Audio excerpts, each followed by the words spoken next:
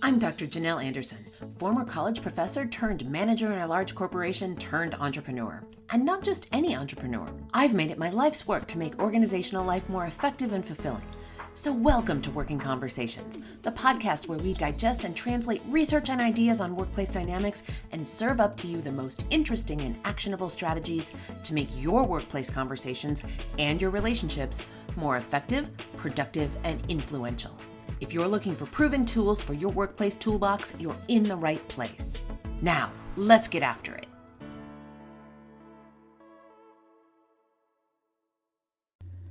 Well, hello there, and welcome to another episode of Working Conversations. This week, we are talking about something that has been a pain point for so many people recently. It's the idea that email is broken. Email feels badly broken. And today I'm going to give you the secret to fixing email. In fact, I'm going to give you 3 secrets to fixing email for 3 different types of situations. And if you stick around to the end of today's podcast, I'm going to throw in a bonus secret that is going to up your communication game at work and help email not be a bane of your existence. All right, so with each of these, I just want to tell you, these each come from stories I keep hearing over and over and over from my clients. So to tee up each one of these 3 secrets, I'm going to start with the story and tell you how the pain point of email was hitting the client and how they told it to me. So one client recently told me about her frustration with emails from one of her colleagues. And she described it to me something like this. Janelle, when this particular colleague emails me, she starts off with this, "Hi, how are you doing? How have you been lately?" And then she goes into 3 paragraphs of, "How am I? How's my family?" She maybe remembers something we talked about in a previous conversation or some information we'd exchanged related to family or something outside of work. She follows up on that. Then she inquires how that last project I was working on finished up before she finally gets around to asking me for the quarterly data for the TPS reports that she needs to turn in early next week because she's taking Friday off. And my client said, "Janelle, why does this bug me so much? It drives me crazy." So to answer her question, why this drives her crazy, we need to take a broader look at the context. So for the last year, we have been largely in this work from home setting, and we have not been stopping by for the quick question to a colleague like we used to do when we were co-located. We would so often swing by somebody's desk and we might give them a quick good morning, but mostly we would cut right to the chase and say, "Hey, I need to ask you a quick question." Now, we aren't doing that swing by or drive by somebody's desk to ask the quick question, so we're sending emails for everything. Or maybe your organization is one of those that's been trying to move things out of email so that people don't get so bogged down in their inbox. So perhaps you've moved to Microsoft Teams and are using the channels, or maybe you're using Slack channels or some other text-based tool that takes it out of email. So again, so that your email inbox doesn't get so bogged down. But let me tell you, even if you're in Teams or Slack channels or any of those, it's still the same. You're exchanging messages that are text only. So email or whatever form of text messaging you're using is taking over, and many people are doing it poorly, like the colleague of my client. So let's take a little bit deeper look at what's happening here. So first off, in the workplace, when we are connecting with our colleagues, when we're communicating about our day-to-day work, as the day goes on and through each of our interactions, we are doing both task-based communication and relational-based communication. So the task-based communication is all about getting the work done. And the relational portion of communication is all about keeping the relationship strong, relationship building and relationship maintenance.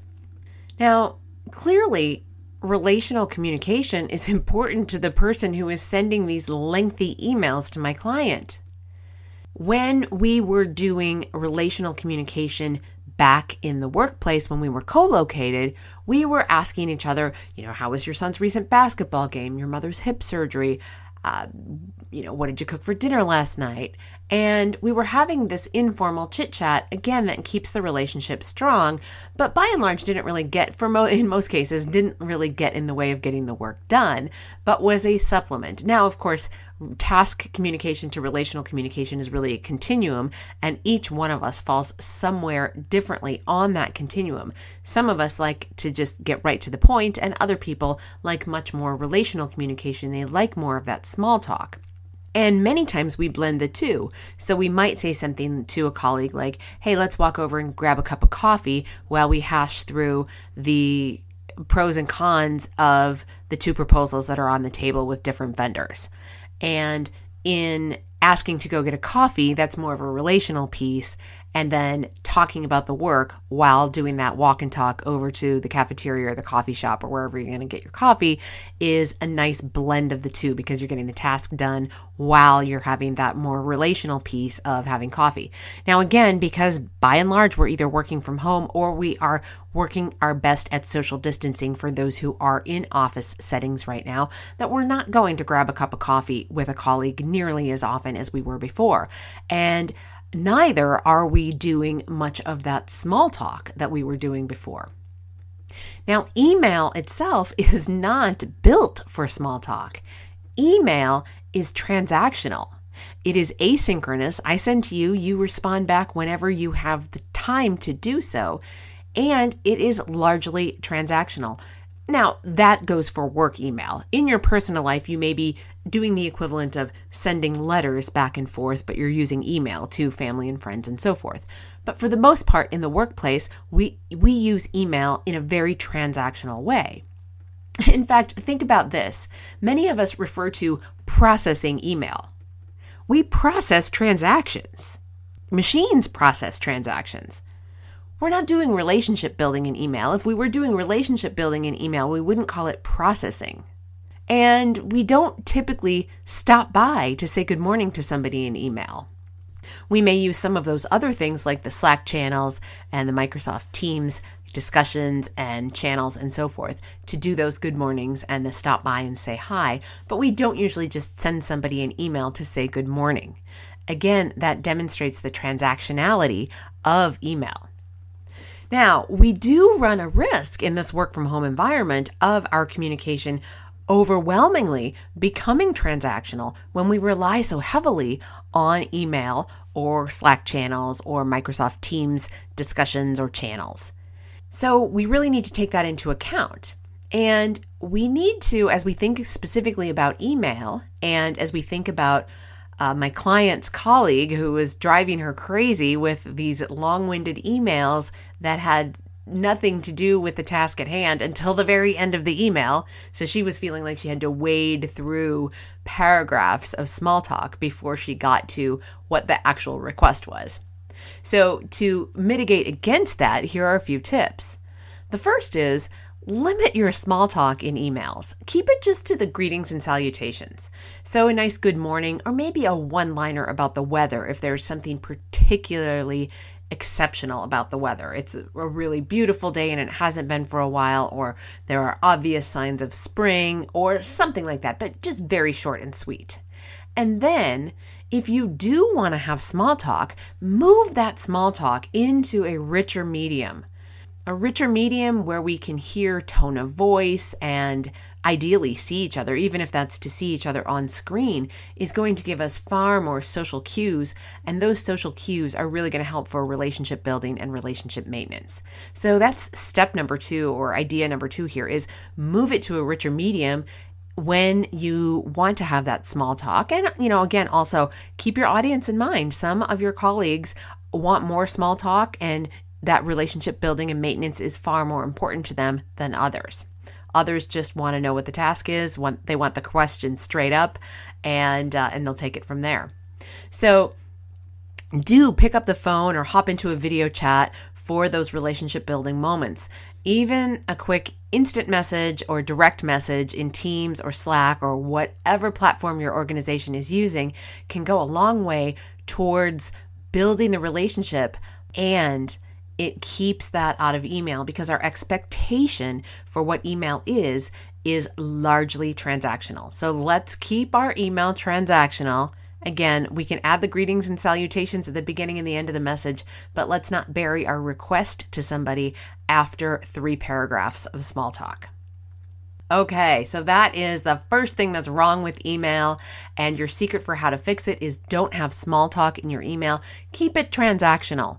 But again, recognize that there is a risk of our communication at work becoming far too transactional. So that means we do need to pick up the phone or hop into a video chat with our colleagues so that we can keep those relationships strong. Because when those relationships are strong, it is so much easier to drop a quick email into our colleagues' inbox with an ask for a special favor, or if they can get something to us sooner, or whatever it is we need.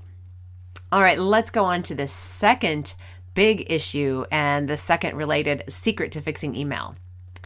And I will also share this story. And again, I've heard this one a couple of times, but this most recent version of it came to me from a person who was in a training class that I was teaching on strategic communication.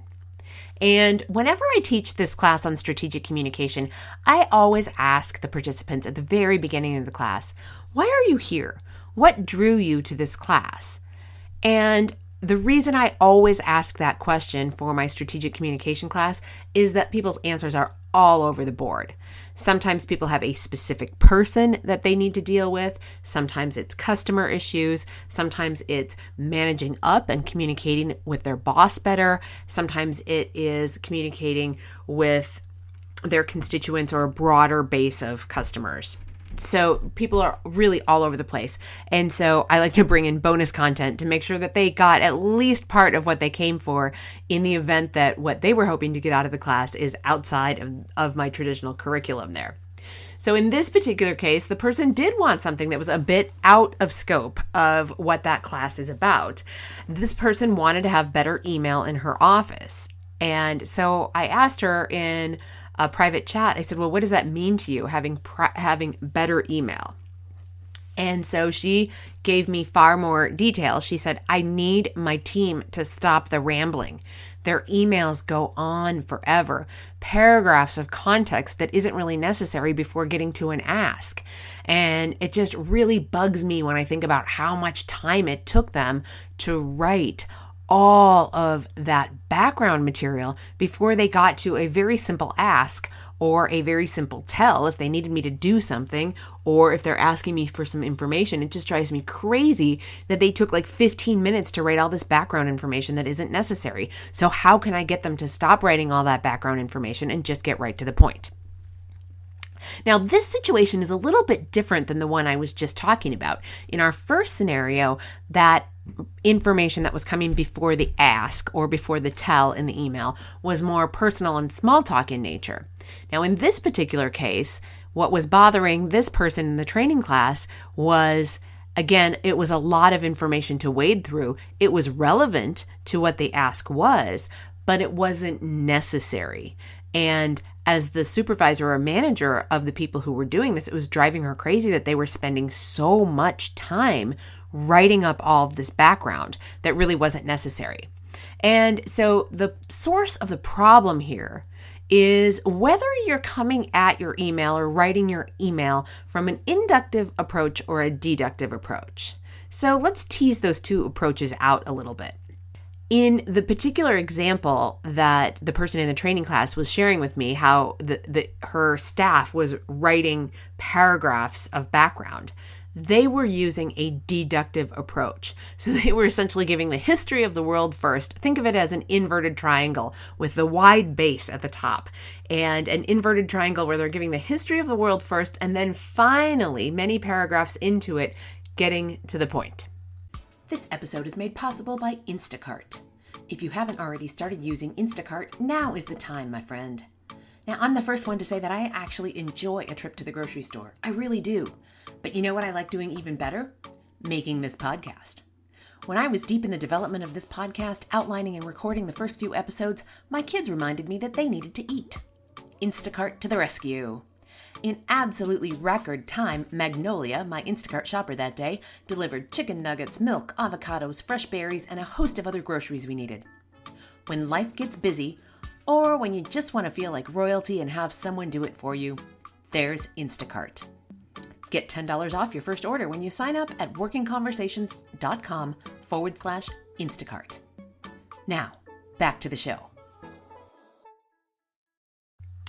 Now, what my advice to her and her staff is to move to an inductive approach and to train her staff to write their emails from an inductive approach where we flip that triangle. So we're going to start at the top, at the point of the triangle, and make our point in our email at the very top of the message, and then give only as much context as is absolutely necessary for that message to hit home, for that request, that ask, that tell, just enough for that to land properly. And again, we may need to put some context to it, but not paragraphs and paragraphs. So the point here is really to make your ask or your tell early in the email. Now, remember, when you're writing an email like this, or really any email, this is your priority showing up in the other person's inbox. And be mindful of their time. They are being interrupted essentially from their work by your email. So be mindful of their time just as you would in person. I mean, seriously, you would not walk up to a person in the office back when everybody was co-located and spout off 3 paragraphs of background on the project before asking them where you could find the budget template on a shared drive. That would be insane. You'd just say something like, "Good morning, Fred. How's it going?" Say, "I'm working on the Riverdale project and I need to put together a budget. It's not something I typically do, so I don't know where to find the budget template on the shared drive. Can you point me in the right direction?" So the email version of something like that might go like this. "Good morning, Fred. I'm hoping you can help me. I'm working on the Riverdale project and I need to draft a budget. Where can I find the budget template on the shared drive? Thanks in advance, Janelle." So that was 3 sentences. And I started that email with the sentence, "I'm hoping you can help me." Now, this is a nice blend of relationship communication and task communication. It's teeing up that I'm going to ask for something. And it's doing so in a way that nurtures the relationship because it's hopeful. So I don't have a flat out expectation that Fred is going to help me.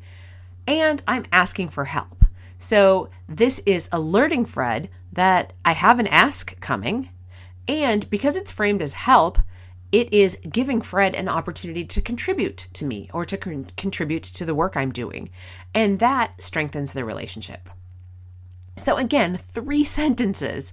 And again, just think about how ludicrous it would be if you walked up to somebody in the office, if you were co-located, and spouted off 3 paragraphs of background information before asking a very simple and straightforward question.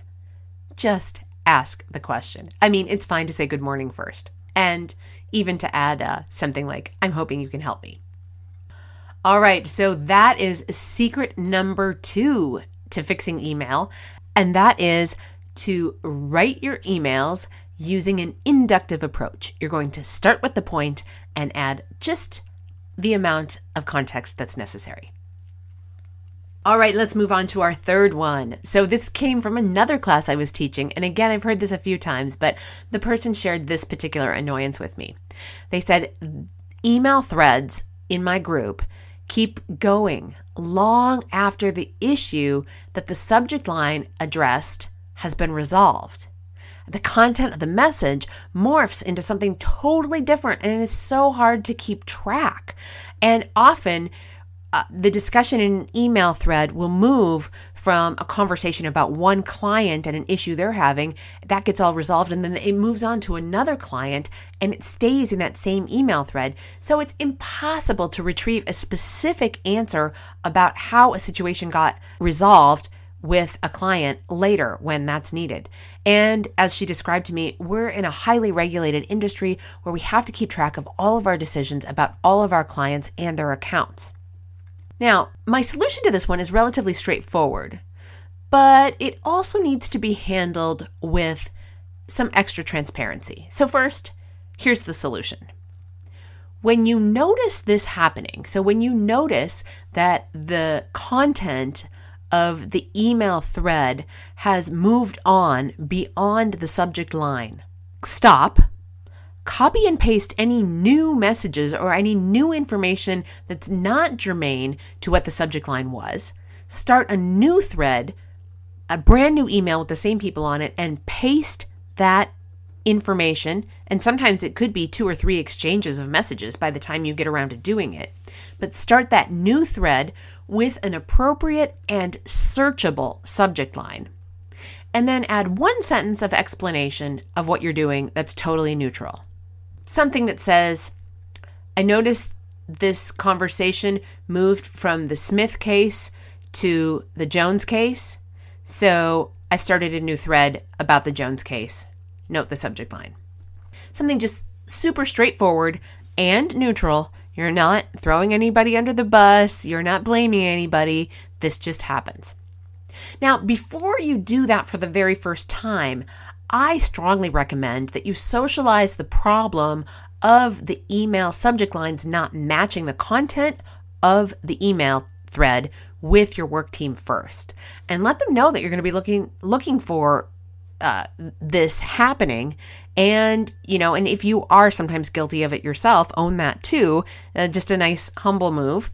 And that way you're alerting the whole team that you will be doing this, and you might ask them to be on the lookout for it as well. So whether it's for regulatory reasons or simply for effective client management and effective email management, make your case for why you want to start doing it before you start doing it. And don't attempt that conversation by email. Don't send an email saying that you're going to start changing the email subject lines without any additional context. And don't even try to explain it in an email. It's far too nuanced. So bring this up in a meeting where people are either on the phone or in a video conference meeting. Get that item on the agenda and say, hey, I've noticed in our work team, I'm guilty of it too, that our content of our emails sometimes morphs away from the subject line. And I want our team to take this on and make sure we are keeping the content of the email germane to the subject line. We have regulatory reasons for that. We have client management reasons for that. We have whatever, searchability reasons for that, whatever it is. But talk about that with your team, because then they're going to hear your goodwill in your tone of voice and your positive intent and all of that. And it is far less likely for you to then sound like the email police as it would be if you sent that by email in the first place to let them know that you were going to start doing that. So bring it up, socialize the problem and your solution to it in person in a synchronous meeting. Well, maybe not in person, but it could be in a video conference or a conference call, but live in a synchronous setting with them so that, again, they can hear your positive intent and your goodwill and all of those things coming through, all of those social cues we've been talking about.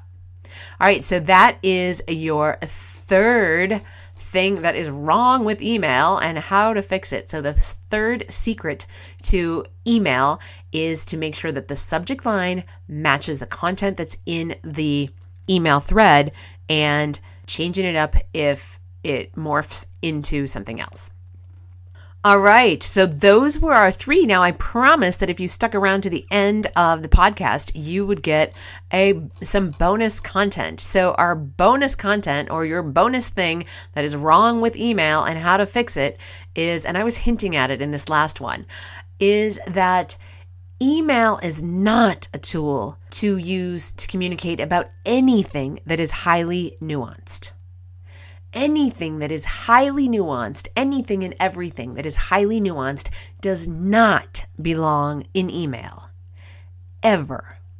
Ever, ever, ever, ever, ever. There are simply not enough social cues in a text-based medium. And that also goes for a thread on Teams or in Slack or your text messaging. There are not enough social cues. Tone of voice imparts your positive intent. It imparts your goodwill. And if you have an opportunity to be on video chat with a person, making eye contact with them and having them see your facial expression makes all the difference in the world for them to understand the nuances and your intent behind your communication. So pick up the phone, call people and discuss those highly nuanced issues, or hop onto a video chat with them in whatever platform that your organization is using, even if it's uncomfortable. especially if it's uncomfortable, because odds are, if it's an uncomfortable topic that you need to address with them, odds are that it's highly nuanced. An email is a total cop-out if you are uncomfortable. Let me say that again. Email is a total cop-out if you are uncomfortable with the discussion topic. The discomfort is all about you. It's not about the issue. It's not about the other person. So just get over yourself and have the conversation about the nuanced topic. Keep the focus on the issue at hand, how this will help your customer or how it will help your company stay in compliance or whatever the actual impact of the situation is. Remember, it is not about you. And if you find yourself wanting to write an email about something that is highly nuanced, check yourself on that. And there is a good chance you need to get over yourself and pick up the phone because it is just too sensitive and too delicate, too nuanced to write an email about it and ensure that the other person is going to understand your intent as best as possible. All right, so let's give a quick recap of what is wrong with email and the secrets to fixing email. The first thing we talked about is that email and other text-based communication is very transactional, and we are at a risk of things being far too transactional these days, but treat email as such, treat it as transactional, and use other tools and mediums for relationship building and relationship maintenance. The second secret of fixing email is to get to the point early. Again, use that inductive approach where you're starting at the point of the triangle and working your way down to the base, providing only as much context as absolutely necessary. The third thing that's wrong with email and how to fix it is that when the content morphs from the subject line, it is time, my friends, to start a new thread and reset that subject line. And your bonus content. The public service announcement here, do not attempt to handle highly nuanced information or communication through email. It is totally ineffective because there are not enough social cues. Pick up the phone, my friends, or hop into a video chat, something that is going to use the visual and the vocal cues instead of just the verbal. And if you need a refresher on that, head back over to episode number 5, where I talk about the 3 V's of communication: verbal, vocal, and visual. All right, take care, my friends. And as you move through this week, if you find yourself in email way too much and you realize you're doing relationship building or talking about highly nuanced things, or perhaps giving the history of the world before making your ask, remember this episode and the techniques we talked about here, and you're probably going to want to pick up the phone or hop into a video chat. All right, take good care, and I'll see you back here, same time, same place, next week. Thanks so much for listening. If you like what you're hearing on the podcast, head on over to Stitcher, Apple Podcasts, or wherever you get your podcasts, and give us 5 stars and a quick review. It really makes a difference, and it keeps us bringing you valuable content that you can put into play in your life. I'm Dr. Janelle Anderson, and this is Working Conversations.